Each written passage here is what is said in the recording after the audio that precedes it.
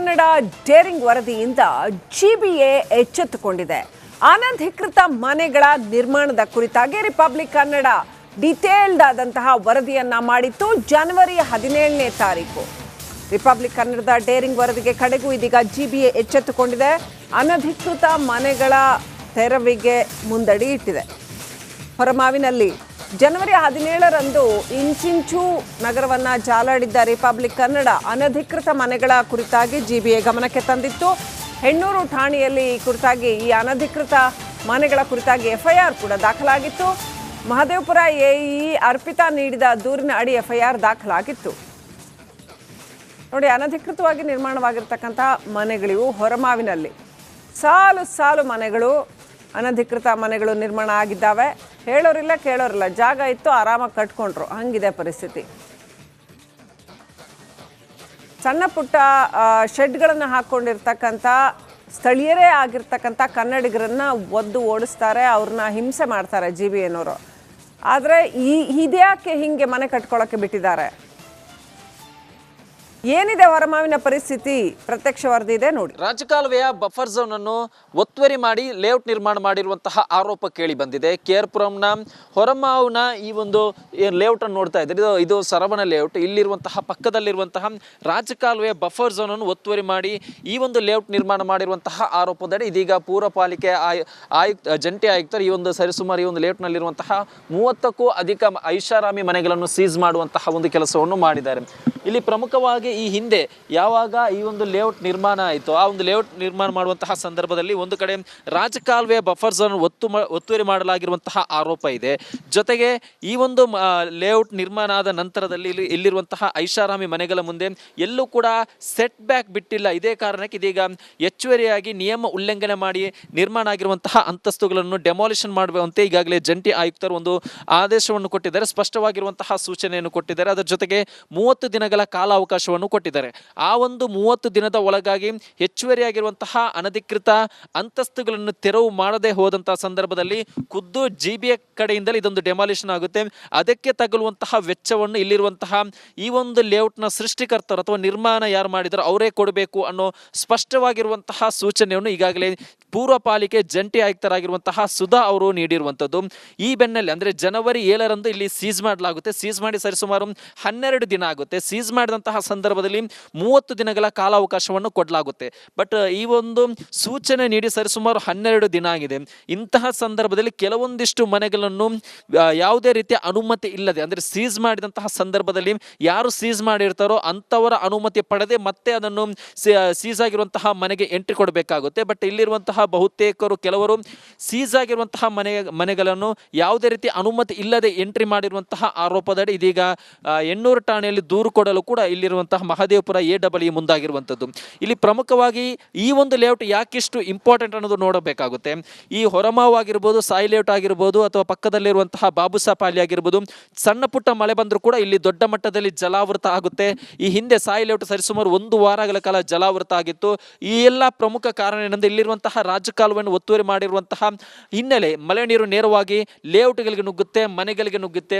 ಇಂತಹ ಜಾಗದಲ್ಲಿ ಇದೀಗ ಮತ್ತೊಂದು ರಾಜಕಾಲುವೆ ಬಫರ್ ಝೋನ್ ಅನ್ನು ಒತ್ತುವರಿ ಮಾಡಿರುವಂತಹ ಆರೋಪ ಇರುವಂತದ್ದು. ಸದ್ಯಕ್ಕೆ 30 ದಿನದ ಕಾಲಾವಕಾಶ ಕೊಡಲಾಗಿದೆ. 30 ದಿನ ಅಂದ್ರೆ ಕಾಲಾವಕಾಶ ಕೊಟ್ಟು ಸರಿಸುಮಾರು 12 ದಿನ ಆಗಿದೆ. ಇನ್ನು 18 ದಿನಗಳು ಬಾಕಿ ಇದೆ. ಇಲ್ಲಿರುವಂತಹ ಜನರು ಇದೀಗ ಸಮಸ್ಯೆಗೆ ಸಿಲುಕಿದ್ದಾರೆ. ಖರೀದಿದಾರರು ಇದೀಗ ಜಿಬಿಎ ಅಧಿಕಾರಿಗಳು ಸೀಲ್ ಮಾಡಿದ್ರಿಂದ ಇದೀಗ ಖರೀದಿದಾರರು ಕೂಡ ಸಂಕಷ್ಟಕ್ಕೆ ಸಿಲುಕಿದ್ದಾರೆ. ರಿಪಬ್ಲಿಕ್ ಕನ್ನಡ ಡೇರಿಂಗ್ ವರದಿಯಿಂದ ಜಿಬಿಎ ಎಚ್ಚೆತ್ತುಕೊಂಡಿದೆ. ಅನಧಿಕೃತ ಮನೆಗಳ ನಿರ್ಮಾಣದ ಕುರಿತಾಗಿ ರಿಪಬ್ಲಿಕ್ ಕನ್ನಡ ಡಿಟೇಲ್ಡ್ ಆದಂತಹ ವರದಿಯನ್ನ ಮಾಡಿತ್ತು ಜನವರಿ 17ನೇ ತಾರೀಕು. ರಿಪಬ್ಲಿಕ್ ಕನ್ನಡದ ಡೇರಿಂಗ್ ವರದಿಗೆ ಕಡೆಗೂ ಇದೀಗ ಜಿಬಿಎ ಎಚ್ಚೆತ್ತುಕೊಂಡಿದೆ. ಅನಧಿಕೃತ ಮನೆಗಳ ತೆರವಿಗೆ ಮುಂದಡಿ ಇಟ್ಟಿದೆ. ಹೊರಮಾವಿನಲ್ಲಿ ಜನವರಿ 17ರಂದು ಇಂಚಿಂಚು ನಗರವನ್ನ ಜಾಲಾಡಿದ್ದ ರಿಪಬ್ಲಿಕ್ ಕನ್ನಡ ಅನಧಿಕೃತ ಮನೆಗಳ ಕುರಿತಾಗಿ ಜಿಬಿಎ ಗಮನಕ್ಕೆ ತಂದಿತ್ತು. ಹೆಣ್ಣೂರು ಠಾಣೆಯಲ್ಲಿ ಈ ಕುರಿತಾಗಿ ಈ ಅನಧಿಕೃತ ಮನೆಗಳ ಕುರಿತಾಗಿ ಎಫ್ಐಆರ್ ಕೂಡ ದಾಖಲಾಗಿತ್ತು. ಮಹದೇವಪುರ ಎಇ ಅರ್ಪಿತಾ ನೀಡಿದ ದೂರಿನ ಅಡಿ ಎಫ್ಐಆರ್ ದಾಖಲಾಗಿತ್ತು. ನೋಡಿ, ಅನಧಿಕೃತವಾಗಿ ನಿರ್ಮಾಣವಾಗಿರ್ತಕ್ಕಂಥ ಮನೆಗಳಿವು. ಹೊರಮಾವಿನಲ್ಲಿ ಸಾಲು ಸಾಲು ಮನೆಗಳು, ಅನಧಿಕೃತ ಮನೆಗಳು ನಿರ್ಮಾಣ ಆಗಿದ್ದಾವೆ. ಹೇಳೋರಿಲ್ಲ ಕೇಳೋರಿಲ್ಲ, ಜಾಗ ಇತ್ತು ಆರಾಮಾಗಿ ಕಟ್ಕೊಂಡ್ರು, ಹಂಗಿದೆ ಪರಿಸ್ಥಿತಿ. ಸಣ್ಣ ಪುಟ್ಟ ಶೆಡ್ಗಳನ್ನು ಹಾಕ್ಕೊಂಡಿರ್ತಕ್ಕಂಥ ಸ್ಥಳೀಯರೇ ಆಗಿರ್ತಕ್ಕಂಥ ಕನ್ನಡಿಗರನ್ನ ಒದ್ದು ಓಡಿಸ್ತಾರೆ, ಅವ್ರನ್ನ ಹಿಂಸೆ ಮಾಡ್ತಾರೆ GBA-ನವರು. ಆದರೆ ಇದ್ಯಾಕೆ ಹಿಂಗೆ ಮನೆ ಕಟ್ಕೊಳ್ಳೋಕ್ಕೆ ಬಿಟ್ಟಿದ್ದಾರೆ? ಏನಿದೆ ಹೊರಮಾವಿನ ಪರಿಸ್ಥಿತಿ? ಪ್ರತ್ಯಕ್ಷ ವರದಿ ಇದೆ ನೋಡಿ. ರಾಜಕಾಲುವೆಯ ಬಫರ್ ಝೋನ್ ಅನ್ನು ಒತ್ತುವರಿ ಮಾಡಿ ಲೇಔಟ್ ನಿರ್ಮಾಣ ಮಾಡಿರುವಂತಹ ಆರೋಪ ಕೇಳಿ ಬಂದಿದೆ. KR-ಪುರಂನ ಹೊರಮಾವಿನ ಈ ಒಂದು ಲೇಔಟ್ ಅನ್ನು ನೋಡ್ತಾ ಇದ್ದಾರೆ, ಇದು ಸರವಣ ಲೇಔಟ್. ಇಲ್ಲಿರುವಂತಹ ಪಕ್ಕದಲ್ಲಿರುವಂತಹ ರಾಜಕಾಲುವೆಯ ಬಫರ್ ಝೋನ್ ಅನ್ನು ಒತ್ತುವರಿ ಮಾಡಿ ಈ ಒಂದು ಲೇಔಟ್ ನಿರ್ಮಾಣ ಮಾಡಿರುವಂತಹ ಆರೋಪದಡಿ ಇದೀಗ ಪೂರಪಾಲಿಕೆ ಜಂಟಿ ಆಯುಕ್ತರು ಈ ಒಂದು ಸರಿಸುಮಾರು ಈ ಒಂದು ಲೇಔಟ್ನಲ್ಲಿರುವಂತಹ 30ಕ್ಕೂ ಅಧಿಕ ಐಷಾರಾಮಿ ಮನೆಗಳನ್ನು ಸೀಸ್ ಮಾಡುವಂತಹ ಒಂದು ಕೆಲಸವನ್ನು ಮಾಡಿದ್ದಾರೆ. ಇಲ್ಲಿ ಪ್ರಮುಖವಾಗಿ ಈ ಹಿಂದೆ ಯಾವಾಗ ಈ ಒಂದು ಲೇಔಟ್ ನಿರ್ಮಾಣ ಆಯಿತು, ಆ ಒಂದು ಲೇಔಟ್ ನಿರ್ಮಾಣ ಮಾಡುವಂತಹ ಸಂದರ್ಭದಲ್ಲಿ ಒಂದು ಕಡೆ ರಾಜಕಾಲುವೆಯ ಬಫರ್ ಝೋನ್ ಒತ್ತುವರಿ ಮಾಡಲಾಗಿರುವಂತಹ ಆರೋಪ ಇದೆ. ಜೊತೆಗೆ ಈ ಒಂದು ಲೇಔಟ್ ನಿರ್ಮಾಣ ಆದ ನಂತರದಲ್ಲಿ ಇಲ್ಲಿರುವಂತಹ ಐಷಾರಾಮಿ ಮನೆಗಳ ಮುಂದೆ ಎಲ್ಲೂ ಕೂಡ ಸೆಟ್ ಬ್ಯಾಕ್ ಬಿಟ್ಟಿಲ್ಲ. ಇದೇ ಕಾರಣಕ್ಕೆ ಇದೀಗ ಹೆಚ್ಚುವರಿಯಾಗಿ ನಿಯಮ ಉಲ್ಲಂಘನೆ ಮಾಡಿ ನಿರ್ಮಾಣ ಆಗಿರುವಂತಹ ಅಂತಸ್ತುಗಳನ್ನು ಡೆಮಾಲಿಷನ್ ಮಾಡುವಂತೆ ಈಗಾಗಲೇ ಜಂಟಿ ಆಯುಕ್ತರು ಒಂದು ಆದೇಶವನ್ನು ಕೊಟ್ಟಿದ್ದಾರೆ, ಸ್ಪಷ್ಟವಾಗಿರುವಂತಹ ಸೂಚನೆಯನ್ನು ಕೊಟ್ಟಿದ್ದಾರೆ. ಅದರ ಜೊತೆಗೆ 30 ದಿನಗಳ ಕಾಲಾವಕಾಶವನ್ನು ಕೊಟ್ಟಿದ್ದಾರೆ. ಆ ಒಂದು 30 ದಿನದ ಒಳಗಾಗಿ ಹೆಚ್ಚುವರಿಯಾಗಿರುವಂತಹ ಅನಧಿಕೃತ ಅಂತಸ್ತುಗಳನ್ನು ತೆರವು ಮಾಡದೆ ಹೋದಂತಹ ಸಂದರ್ಭದಲ್ಲಿ ಖುದ್ದು GBA ಕಡೆಯಿಂದಲೇ ಇದೊಂದು ಡೆಮಾಲಿಷನ್ ಆಗುತ್ತೆ. ಅದಕ್ಕೆ ತಗುಲುವಂತಹ ವೆಚ್ಚವನ್ನು ಇಲ್ಲಿರುವಂತಹ ಈ ಒಂದು ಲೇಔಟ್ನ ಸೃಷ್ಟಿಕರ್ತರು ಅಥವಾ ನಿರ್ಮಾಣ ಯಾರು ಮಾಡಿದಾರೋ ಅವರೇ ಕೊಡಬೇಕು ಅನ್ನೋ ಸ್ಪಷ್ಟವಾಗಿರುವಂತಹ ಸೂಚನೆಯನ್ನು ಈಗಾಗಲೇ ಪೂರ್ವ ಪಾಲಿಕೆ ಜಂಟಿ ಆಯುಕ್ತರಾಗಿರುವಂತಹ ಸುಧಾ ಅವರು ನೀಡಿರುವಂಥದ್ದು. ಈ ಬೆನ್ನಲ್ಲೇ ಅಂದರೆ ಜನವರಿ 7ರಂದು ಇಲ್ಲಿ ಸೀಸ್ ಮಾಡಲಾಗುತ್ತೆ. ಸೀಸ್ ಮಾಡಿ ಸರಿಸುಮಾರು 12 ದಿನ ಆಗುತ್ತೆ. ಸೀಸ್ ಮಾಡಿದಂತಹ ಸಂದರ್ಭದಲ್ಲಿ 30 ದಿನಗಳ ಕಾಲಾವಕಾಶವನ್ನು ಕೊಡಲಾಗುತ್ತೆ. ಬಟ್ ಈ ಒಂದು ಸೂಚನೆ ನೀಡಿ ಸರಿಸುಮಾರು 12 ದಿನ ಆಗಿದೆ. ಇಂತಹ ಸಂದರ್ಭದಲ್ಲಿ ಕೆಲವೊಂದಿಷ್ಟು ಮನೆಗಳನ್ನು ಯಾವುದೇ ರೀತಿಯ ಅನುಮತಿ ಇಲ್ಲದೆ ಅಂದರೆ ಸೀಸ್ ಮಾಡಿದಂತಹ ಸಂದರ್ಭದಲ್ಲಿ ಯಾರು ಸೀಸ್ ಮಾಡಿರ್ತಾರೋ ಅಂಥವರ ಅನುಮತಿ ಪಡೆದೇ ಮತ್ತೆ ಅದನ್ನು ಸೀಸ್ ಆಗಿರುವಂತಹ ಮನೆಗೆ ಎಂಟ್ರಿ ಕೊಡಬೇಕಾಗುತ್ತೆ. ಬಟ್ ಇಲ್ಲಿರುವಂತಹ ಬಹುತೇಕರು ಕೆಲವರು ಸೀಸ್ ಆಗಿರುವಂತಹ ಮನೆಗಳನ್ನು ಯಾವುದೇ ರೀತಿ ಅನುಮತಿ ಇಲ್ಲದೆ ಎಂಟ್ರಿ ಮಾಡಿರುವಂತಹ ಆರೋಪದಡಿ ಇದೀಗ ಎಣ್ಣೂರು ಠಾಣೆಯಲ್ಲಿ ದೂರು ಕೊಡಲು ಕೂಡ ಇಲ್ಲಿರುವಂತಹ ಮಹದೇವಪುರ AEE ಮುಂದಾಗಿರುವಂಥದ್ದು. ಇಲ್ಲಿ ಪ್ರಮುಖವಾಗಿ ಈ ಒಂದು ಲೇಔಟ್ ಯಾಕಿಷ್ಟು ಇಂಪಾರ್ಟೆಂಟ್ ಅನ್ನೋದು ನೋಡಬೇಕಾಗುತ್ತೆ.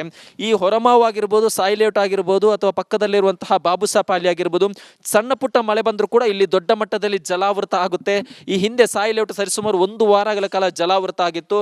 ಈ ಎಲ್ಲ ಪ್ರಮುಖ ಕಾರಣ ಏನಂದ್ರೆ ಇಲ್ಲಿರುವಂತಹ ರಾಜಕಾಲುವೆಯನ್ನು ಒತ್ತುವರಿ ಮಾಡಿರುವಂತಹ ಹಿನ್ನೆಲೆ ಮಳೆ ನೀರು ನೇರವಾಗಿ ಲೇಔಟ್ಗಳಿಗೆ ನುಗ್ಗುತ್ತೆ, ಮನೆಗಳಿಗೆ ನುಗ್ಗುತ್ತೆ. ಇಂತಹ ಜಾಗದಲ್ಲಿ ಇದೀಗ ಮತ್ತೊಂದು ರಾಜಕಾಲುವೆ ಬಫರ್ ಝೋನ್ ಅನ್ನು ಒತ್ತುವರಿ ಮಾಡಿರುವಂತಹ ಆರೋಪ ಇರುವಂಥದ್ದು. ಸದ್ಯಕ್ಕೆ 30 ದಿನದ ಕಾಲಾವಕಾಶ ಕೊಡಲಾಗಿದೆ. 30 ದಿನ ಅಂದ್ರೆ ಕಾಲಾವಕಾಶ ಕೊಟ್ಟು ಸರಿಸುಮಾರು 12 ದಿನ ಆಗಿದೆ. ಇನ್ನು 18 ದಿನಗಳು ಬಾಕಿ ಇದೆ.